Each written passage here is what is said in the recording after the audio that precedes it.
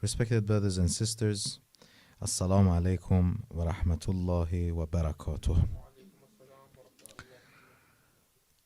We have finished 1/3 of the holy month of Ramadan. 1/3 of this holy month has already gone, has already passed. Time flies. That is a reality. That is a reality that we cannot neglect and forget. It's been said that the first 10 nights of this holy month are known as the nights of Rahmah, and the second 10 nights would be the nights of Maghfirah, the nights of forgiveness. The first 10 nights were the nights of mercy. The second 10 nights are the nights of Maghfirah and forgiveness. And the third 10 nights of this month are the nights of Barakah.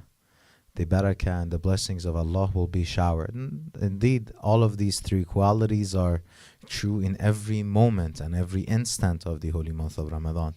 But these naming or these process signifies that there is a bigger weight of each of these elements. In the first 10 nights, you have the bigger weight of rahmah of Allah subhanahu wa ta'ala. Then as you prepare for the layal al-qadr, you need purification. It's rahmah because you're entering into the feast of Allah subhanahu wa ta'ala. You're becoming a guest in the holy month of Ramadan. Then you need to be purified to be able to receive the blessings of Laylatul Qadr. Then you need to be forgiven, right?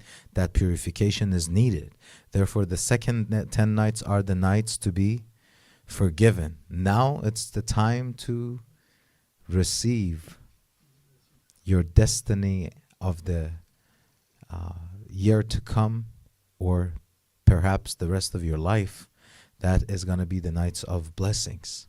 And most likely amongst the three possible Laylatul Qadr, because the Holy Quran says, the beautiful surah that my brother Ali recited for us, Inna anzalnahu fi Laylatul Qadr. It doesn't say Layalil Qadr. Laylatul Qadr is singular, it's not plural. It means Laylatul Qadr is only one night, whether it's 21st or 23rd or 19th, because they kept going to Imam alayhi salam, to the infallible Imam, and they kept saying, oh, which one is Laylatul Qadr? Imam said, isn't it better to wake up for 2 nights to ask for your hajat from Allah subhanahu wa ta'ala, right?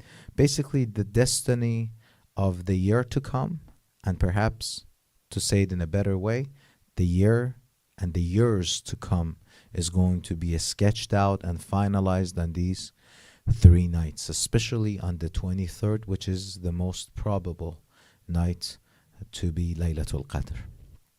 Therefore, inshallah, I ask Allah subhanahu wa ta'ala, if any of us had been able to make the use of these first 10 nights, make dua for the rest of us so that we can also make use of the remainder of this holy month, and we will not be amongst those who leave the holy month of Ramadan empty-handed. Inshallah, none of us be amongst those. Inshallah, we become dwellers of heaven in this holy month of Ramadan. Our topic these past few nights, for those who have joined us tonight, had been on enthusiasm for heaven.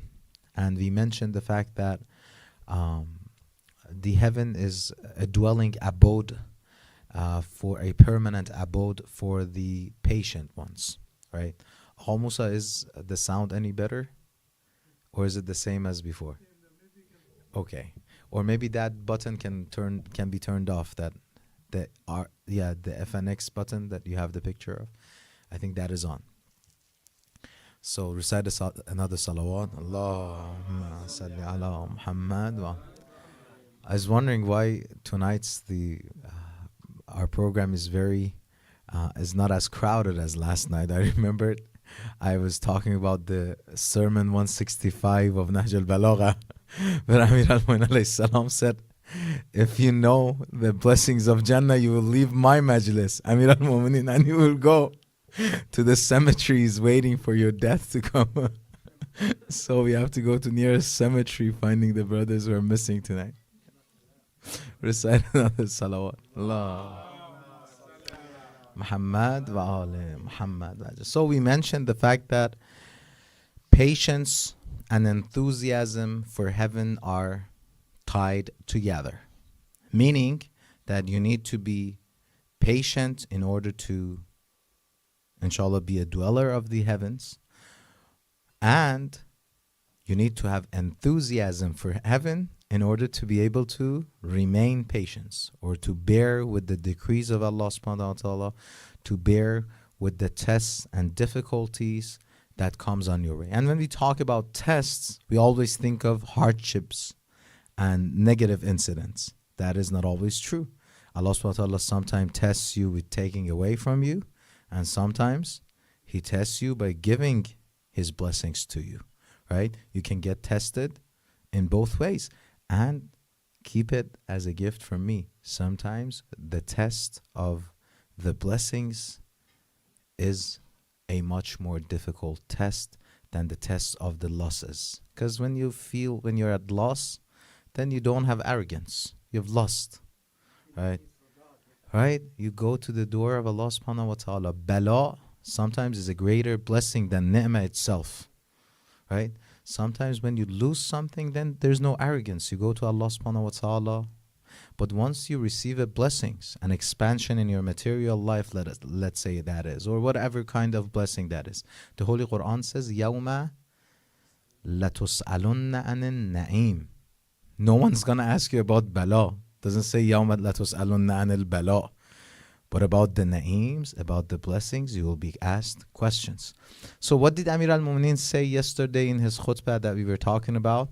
He said, these blessings that we were mentioning, if anyone know a little bit of what reality of the heaven is, what happens?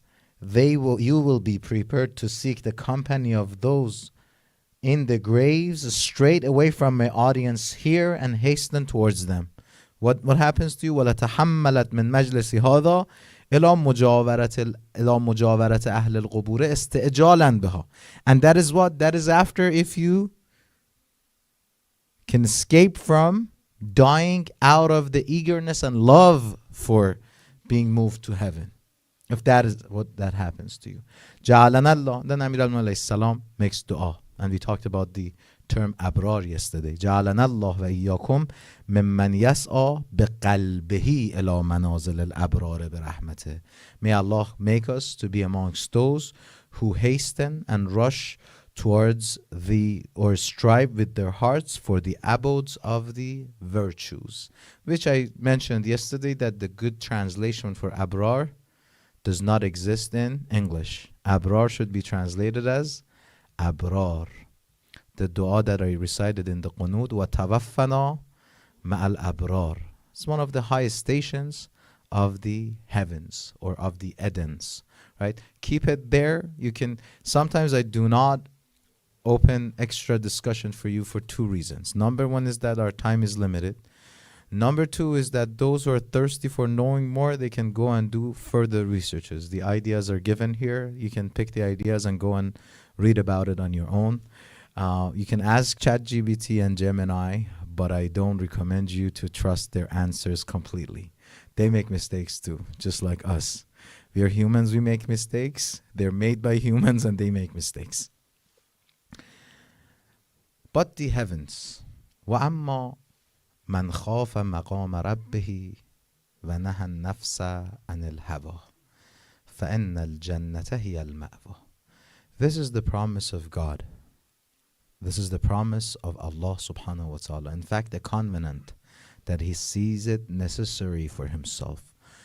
Those who have these two qualities, the ones who have the fear or they do have the respect, because this fear is out of love and respect. If you're scared of God's punishment, and say that is the force that makes you refrain from committing disobedience, that is not going to be lasting long. That is not going to be sufficient, right? Because you're insan, you're trying to lessen your fears, right? You're trying to run away from your fears, right?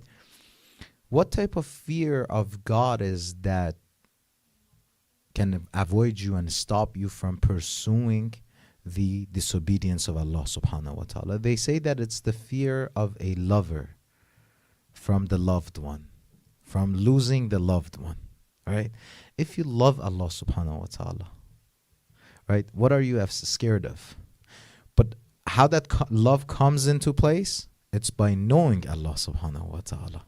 And how can you know Allah subhanahu wa ta'ala? By knowing yourself better. We basically do not spend time on knowing ourselves better, because it says, Man arafa nafsa faqad arafa rabbah. The path to know Allah subhanahu wa ta'ala, to know God better, is through knowing yourself. Oh, I'm in my 30s, you're in your 50s, 40s, 60s, 70s. We still don't know what is beneficial and healthy for us to eat, what is there to avoid. How can I know my soul better? Right? I might be someone who has studied about health and medicine, yet I do not have a healthy lifestyle, right? It's not about knowledge, it's about putting it into practice, right? This same individual that doesn't know about his diet and does not know what is healthy or not healthy for their jism and body, how do you expect them to know their own soul? And then how do you expect them to know their Lord? But whoever out of love, out of ma'rifatullah, out of knowing Allah subhanahu wa ta'ala and falling in love with such Lord that he has discovered and known, is in fear of disobeying him and avoids disobedience of him. However, those who had feared their Lord, and then that fear has caused them to do what? To pursue their lust, to pursue their evil being. That nafsul ammara. In the story of Prophet Yusuf, you see, he says a beautiful response to those who said that he remained pious and he remained virtuous and he remained righteous. He said, Inna nafsala ammaratun bisu illa ma rahima rabbi. This nafs is constantly inviting you to evil. If you can pass through this level, then there's nafsul lawwama. This nafs, this being of you, your existence, transforms into a newer being, right?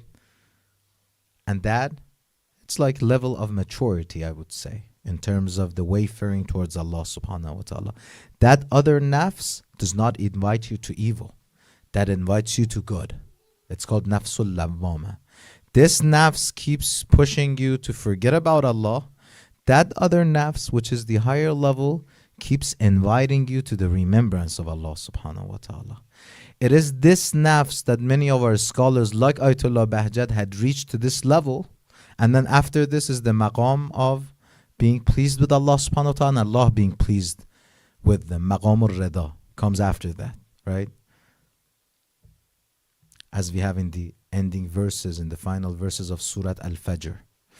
This is the level that Ayatollah Bahjat and many of our scholars reach in earlier stages, where it's been said that his son was narrating that he was going to the north of Iran where there's a sea. Caspian Sea is located in the north of Iran. He would go to the beach on his own and walk on the side of the beach, on the banks of the water, on the shore. And he was saying the waves would come to him and touch his feet. And he would say to every wave, Salamun alaikum, Salamun alaikum. His son said, "Agha, why do you say salam to the waves of the water?" He says, "These waves of the water are coming to say salam to me." How beautiful is this? He says, "Agha, when you're not here, the waves are still flowing like this." He says, "That's true. They come to see me, but since they don't see me, they go back empty-handed." Right? So that vision comes from what? Comes from passing from this initial level of nafsul ammara. The nafs, that the being that invites you to evil, that constantly commanding you to attractions of this dunya that are harmful for you. Not all the attractions of this dunya are harmful for you. This verse says, if you have these two qualities, out of the love of Allah subhanahu wa ta'ala, you are refraining from or restraining their souls from acting according to their desires. فَأَنَّ الْجَنَّةَ هِيَ الْمَأْوَى. Their abode would be the heavens. And which month or which time other than the holy month of Ramadan would we have such opportunity to build up our nafs like this? This fasting of the holy month of Ramadan gives us an excellent opportunity to build our nafs, right? This opportunity that we have in the holy month of Ramadan does not exist at any other time, because it's not only us that we are practicing self-restraint, it's not only us that we are practicing abstinence from certain deeds or certain acts. It is also a congregation of the mu'mineen that are doing it as well, right? That community work, that congregational work is what that makes Ramadan to be so special. Well, you see the difference when you're living in an Islamic country and there's month of Ramadan, and then you're living in a non-Islamic country where you're not the majority and it's Ramadan. The difference, you see it much better than the people who have never been in the non-majority Muslim countries. Let's move. Bismillah ar-Rahman ar-Rahim. These few verses from Surat Al-Haqqa describing the heavens. فَأَمَّا مَنْ أُوتِيَ كِتَابَهُ بِيَمِينِهِ. All right, now we're going to talk about those on the day of judgment whose letter of deeds, whose report card is going to be handed to their right hands. Oh, what is right hand? Is that right hand same as the right hand in this dunya? We talked about it before. We said, what is it? It's the commonality of names. Ishtirak asami. The names are similar, but the reality is something else. I don't want to get into that discussion. You can go search on it. What does right hand mean in the day of judgment? What does left hand mean on the day of judgment? وَأَمَّا مَنْ أُوتِيَ كِتَابَهُ بِيَمِينِهِ.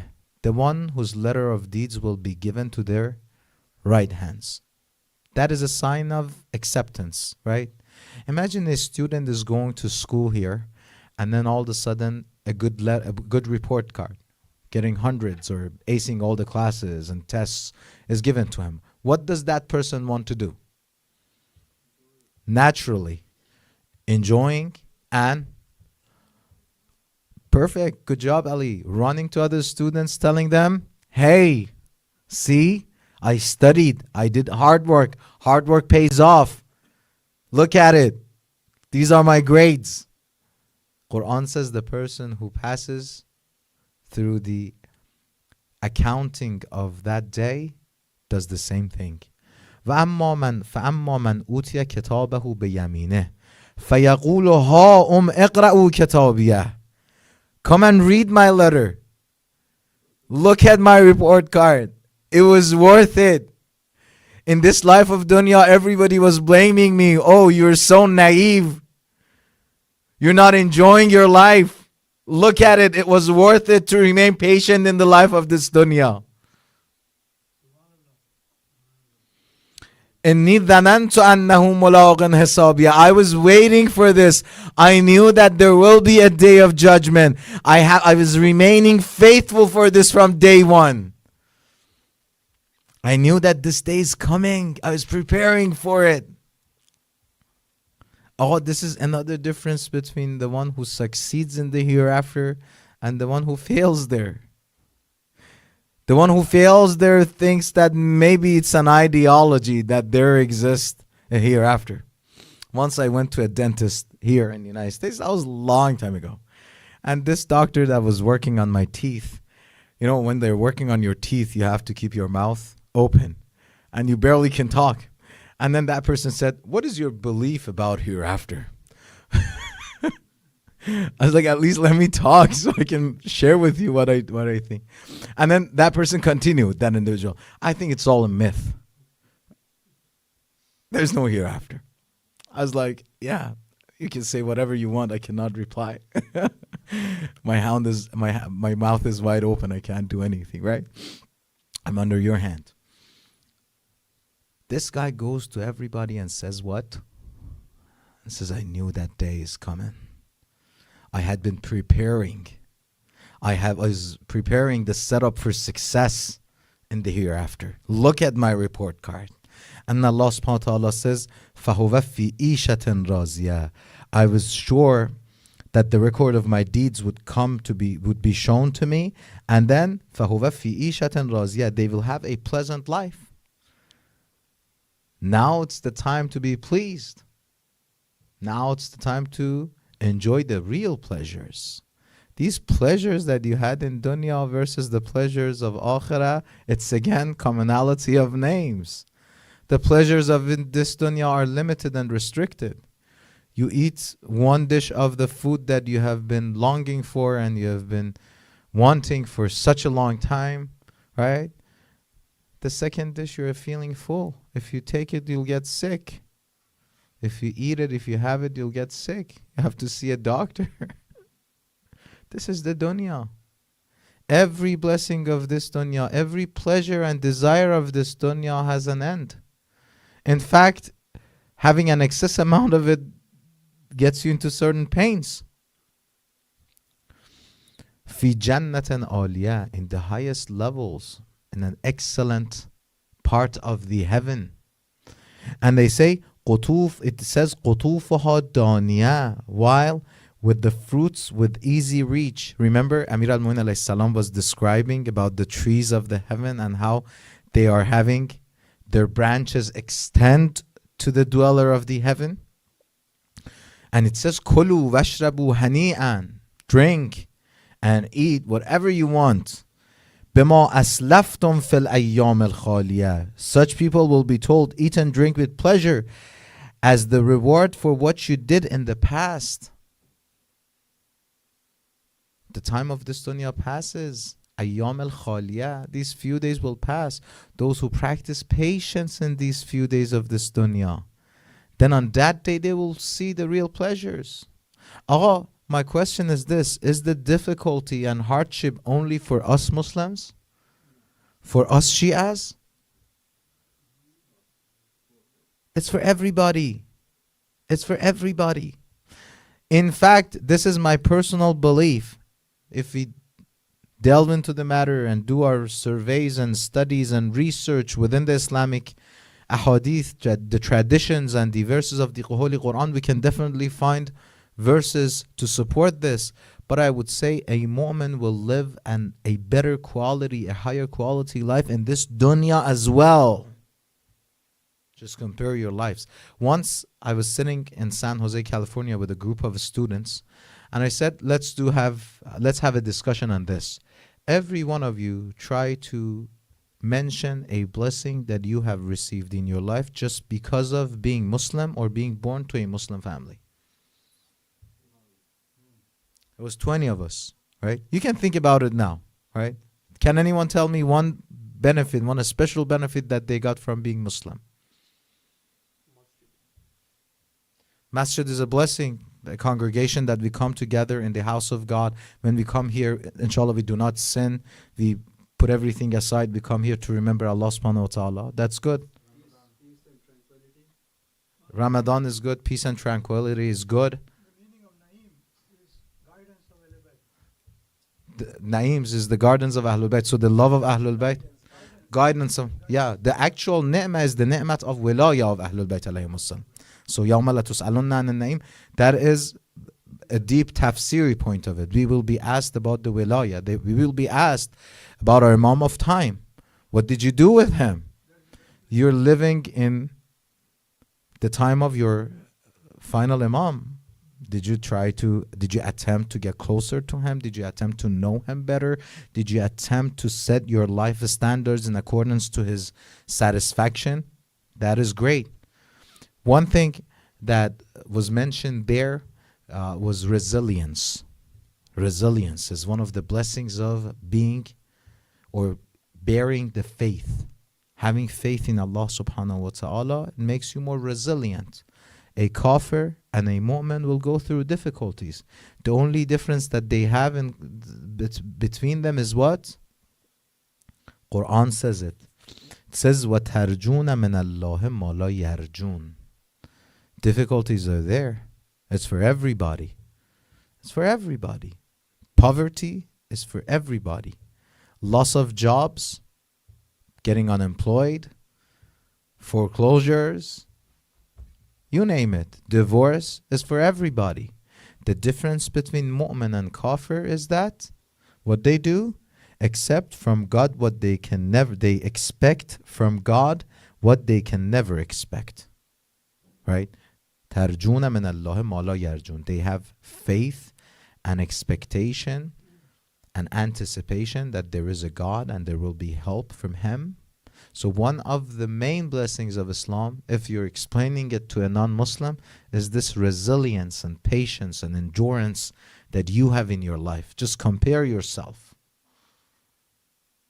How many Muslims are attempting suicides? How many non-Muslims are attempting suicides?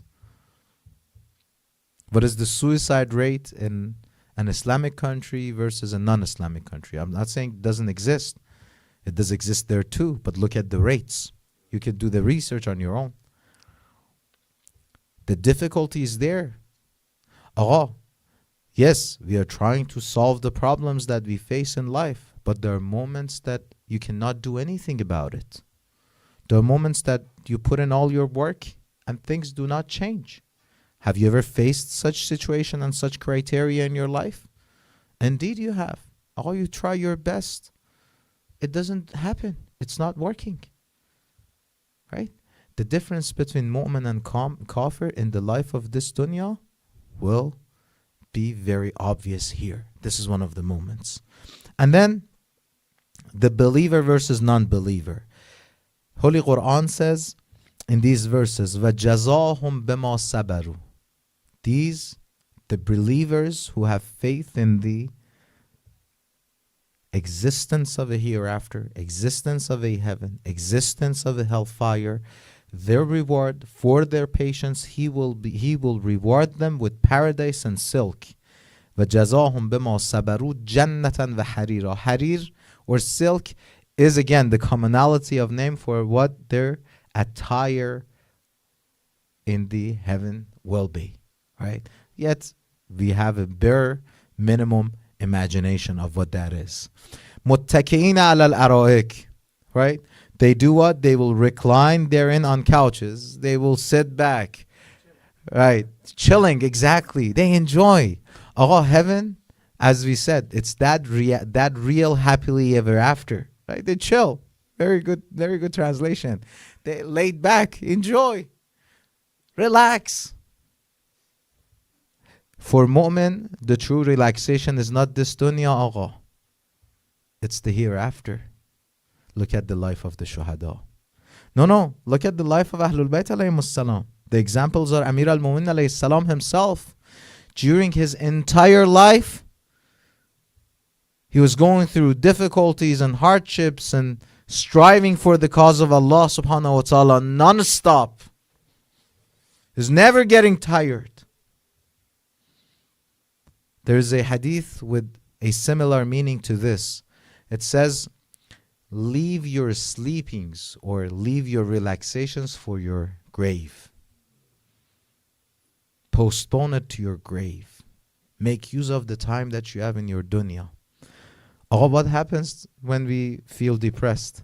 You go to a psychiatrist and they give you some medicines so that you sleep more. Sleeping 10 hours, 15 hours a day. Take those pills. Amir al-Mu'minin alayhi salam says, alaykum bil-amal fi nishat wal-kasal. He says, it's commanded upon you. It's yours to start getting up and do something. Be productive. Take on your duties.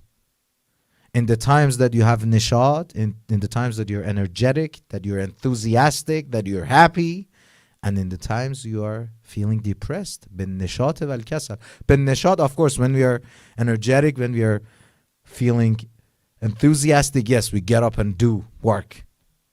But when you get depressed, what is the remedy?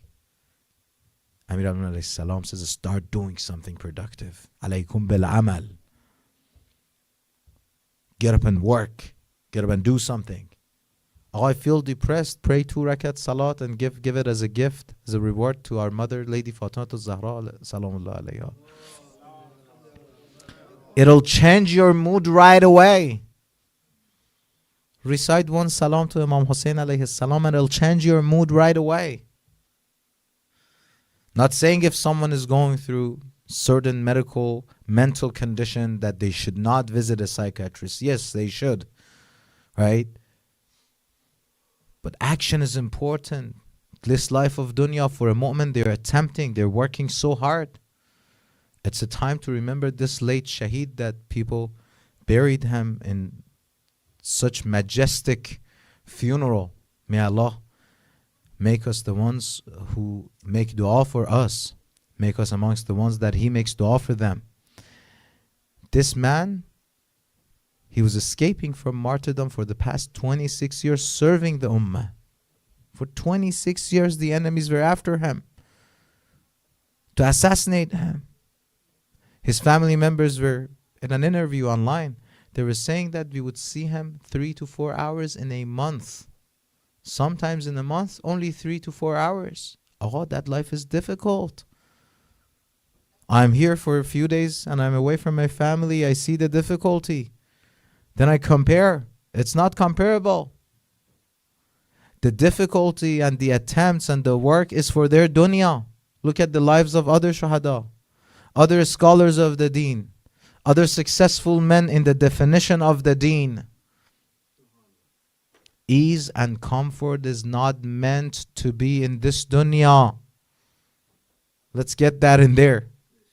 Let's believe in that. You're here to work hard. Work hard for the sake of goodness. دست شما درد نکنه. ممنون از شما. جزاهم بما صبروا جنة و حریرا. It's the reward for what they have practiced patience over.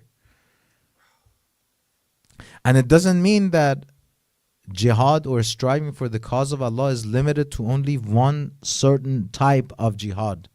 Striving for Allah subhanahu wa ta'ala can be in many formats. Our Imam of time does not only need the scholars, he needs engineers, he needs medical doctors, he needs workers, he needs artists, he needs directors of movies, he needs graphists, you name it. He needs everyone. You can be anyone and still be helpful for your Imam of time. In fact, one of the good du'as, one of the good prayers that you can pray to Allah subhanahu wa ta'ala on these nights in month of Ramadan is this: Allahumma ja'alni anfa'un nas li imami. Oh Allah, make me to be the most beneficial to my Imam. The most beneficial to my Imam. متكئين على الأرائك لا يرون فيها شمسا ولا زمهريرا. The heat, the scorching heat, the sun that once it's not here, there's one pain. Once it's too sunny and it's too hot, then there's the suffering from the heat. Right? Over there, it's not like that. All in the timings of the heavens, you have everything. There's rain, there's clouds, there's everything. Even the sun that is out there does not bother you. The light is there, but the light is not too much to bother you. You don't have to wear sunglasses the way you do in this dunya. Everything in the heaven is not having any point or any element of bothersome to anyone. In this dunya, sun itself, a source of energy, a source of making vitamin D and producing vitamin D. You name all the benefits of the sun, right? The source of energy. But itself, if you stand under the sun, right, the sun rays can cause you certain skin cancers.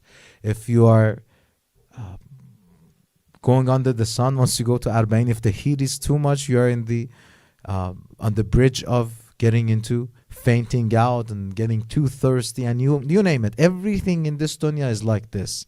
When there's a blessing, there is some sort of pain, some sort of hardship with it, some sort of difficulty. It says, لا يرون فيها شمسا ولا زمهريرا. They will find neither excessive heat nor cold. They enjoy their life to its best. Right? Imam Baqir alayhi salam. Just these 3 quick riwayas, these 3 quick hadiths, and inshallah I'll be done. If you're not tired, recite the loud salawat. Allah.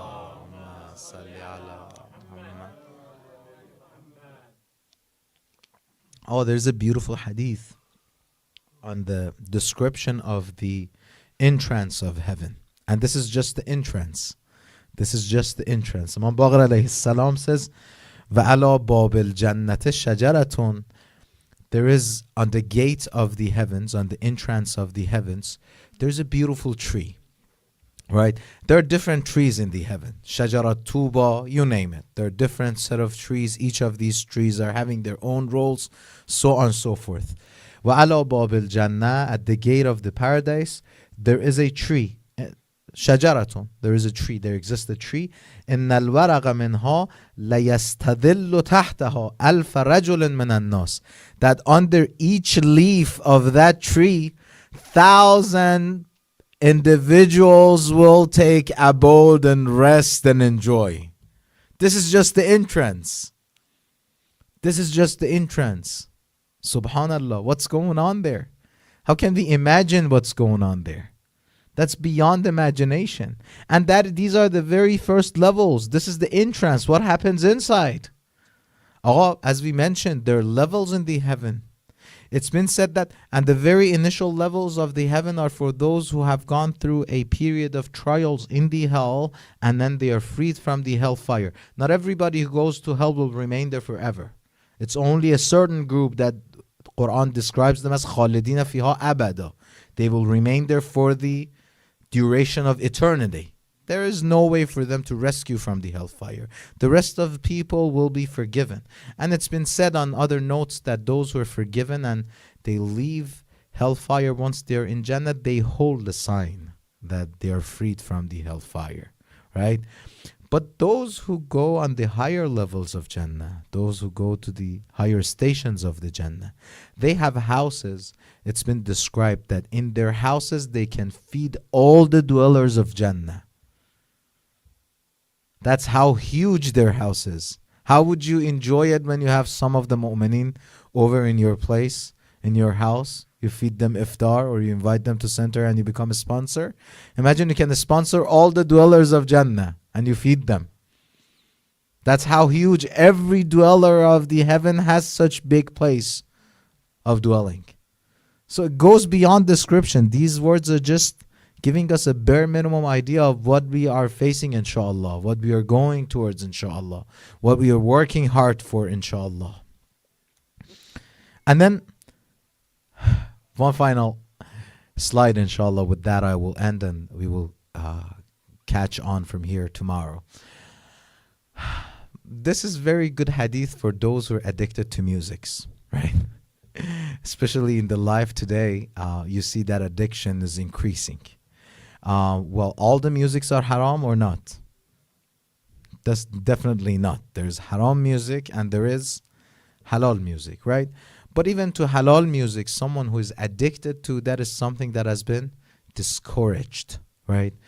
It is not good to be addicted to musics. And I've seen that within our communities, outside of our communities. There are some individuals, they wake up in the morning, they start their day with music. They are in the operation room, they have to have the music on. They're in their office, they have to have their music on. They're driving, they're flying, they have to listen to music 24/7. Like, I think about it, I get a headache by thinking about it. I don't know how they survive. They study. I used to go to library in my school here, and then they were having their headphones on, listening to music 24/7, and here listening too much to music not only decays your determination in accordance to Islam. Islam says one of the side effects of listening too much to music is that your determination will be weaker. You cannot be as sharp in making decisions, right? You can get defeated easier, right? Your determination is weakened. This is one of the side effects. Dr. Musa, are there medical side effects to listening music 24/7? Indeed, the hearing loss and the conversation that we had last night explaining about the quality of audio here. So that is the case. But is there music in the heavens? In this heaven that Allah subhanahu wa ta'ala describes us, that we have talked about some of the descriptions of this great permanent abode. The guy says, or the companion of Imam Sadiq alayhi salam says, I went and referred to Imam as-Sadiq alayhi salam. And this was one of the traditions of them, that they would ask their questions from Imam Sadiq alayhi salam. By the time of Imam Baqir and Imam Sadiq alayhi salam, people started discovering some of the value of the Ahlul Bayt alayhi salam, to the extent that they would start going to them to ask them questions. You don't see that as often after the time of Rasulullah. You see a lot of people would refer to Rasulullah, ask him questions, and then the status of Ahlul Bayt alayhi salam in the eyes of the people were ruined by their enemies for a period of time, to the extent that Imam Musa alayhi salam became shaheed in Karbala, and people were accusing him of breaking the unity, being a threat to the national security. That's what people used to do in that time during Karbala. And this madlumiyah and this loneliness of Ahlul Bayt alayhi salam carried on to the time of Imam Sajjad. It started to get better, a little better, after Imam Sajjad alayhi salam, Imam Baqir, and Imam Sadiq alayhi salam. Then you see people would go to them and ask them questions. For example, one lady goes to Imam Sadiq alayhi salam and says, Agha, my doctor has prescribed for me to drink wine. Agha says, well, your physician has described it. He says, no, Agha, I want your opinion on this. He says, why? He says, because on the day of judgment, I want to keep it as a proof to Allah subhanahu wa ta'ala that Ja'far ibn Muhammad has advised me to do this. I want your opinion. Imam Sadiq faces to his companions and he says, learn from this lady. And then she asks for our opinion on every matter. And then he faces to that lady and says, Allah subhanahu wa ta'ala has not placed shifa and recovery and cure in what he has announced forbidden and haram. There is no shifa in haram. She says, all right, I got my answer. And she leaves. This guy goes to the presence of revered Imam Sadiq alayhi salam. Says, قُلْتُ جُعِلْتُ فِدَاكِ. جُعِلْتُ فِدَاكِ in Arabic means, may my life be sacrificed for you. Can we notice if by saying this, is he a Shia or Sunni? Can we say that? There's a possibility, but not necessarily.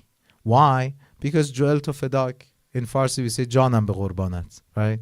You might say that to anyone. May I die for you, right? Out of respect, my life, my love, right? Out of respect. Ju'iltu fadak is this. It says Ju'iltu fadak. May I be sacrificed for you. May I die for you.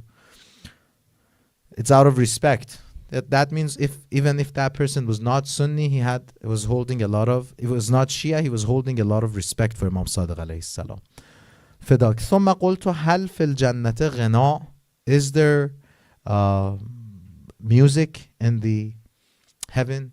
Or ghana is especially those music that move you, that category of musics that move you either towards dancing or towards shedding tears. There's some sorrowful music. Any music that moves you from the state that you're in is considered to be ghana. Keep that there. Maybe sometimes, some other time we talk about it if I get a tawfiq and chance. You can search about it, do your own research on what is ghina. But in here, he means musics in general. Qala, Imam Sadiq alayhi salam says, Inna fil jannati shajaran. Subhanallah. Oh, this description itself takes my heart away. Right? Inna fil jannati shajaran. There are trees. There are beautiful fruits. There are beautiful climates. And there are trees. And amongst those trees, there is one tree. What is the condition of that tree? Ya'murullah riyaha. Allah subhanahu wa ta'ala orders and commands the winds. Right? The winds to be blown to that tree. And what happens? فَتُحِبُّ فَتُضْرَبُ تِلْكَ الشَّجَرَةِ بِأَصْوَاتٍ. These winds, or these what do you call it? These winds and these flow of air, they blow, and that tree is struck with those, with the power of those winds. It creates sounds that لم يسمع الخلائق مثلها حسنا.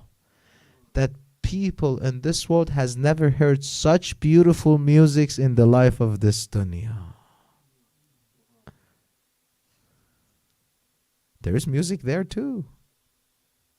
But once you hear that music, then you will call the music in this dunya garbage. ثم قال هذا عوض لمن ترك السماع للغنا في الدنيا مخافة الله. This is a reward for the one who left behind, who abandoned, who left the addiction to listening to the musics in this dunya. Does anyone know who is the singer in the heaven? MashaAllah, Prophet Dawood, Prophet David. It's been said that when he was singing, he had such a beautiful voice. It's been said that when he was singing in this dunya, even the birds would go quiet to listen to him, or singing along with him, right? So Prophet Dawood is the singer of the heaven. May Allah subhanahu wa ta'ala, Ya Allah, when we hear these descriptions, there are two opposite feelings that come into our heart. One is enthusiasm for heaven. One is the wish that we want to be there too. And one is the regret that we have knowing what we have done in the past. Having the fear of, on that day, being separated from the group and the crowd of mu'mineen and sent to another direction. Oh Allah, do not make the day of regret to be the day of our regret, inshaAllah. Make us to be the ones who are pleased with you and you're pleased with us on that day. Make us to be amongst those who show their report card on that day to everyone and say it was worth it to drive long ways to come to the center, to go through long days of fasting, to go through difficulties and hardships of this life of dunya and yet remain patient. It was worth it. It was worth it. Oh Allah, make us and appoint us to be amongst those, not of any other group, inshallah, on that day of judgment. For the health and well-being of our beloved Imam of time, recite a loud salawat. Allahumma salli ala Muhammad wa